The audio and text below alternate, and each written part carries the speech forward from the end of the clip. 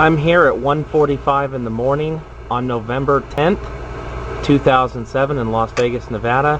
It's currently 48.6 on the outside of the cabinet and 50.7 on the inside of the heater. It's off, and I'm going to turn it on right now to show that these things do work at low temperatures. It'll kick on here in just a few seconds.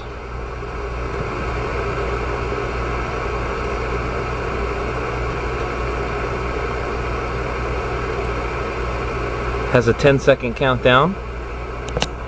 Water temperature going in is 78.4, and we'll see what it does.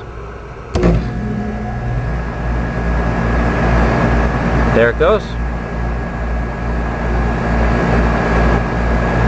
can watch the temperatures change here pretty quickly.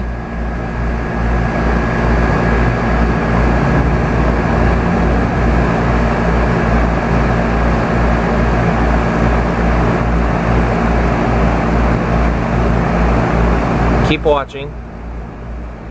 You'll see a change here in a moment.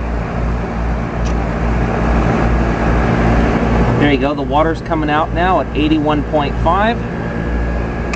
It's going in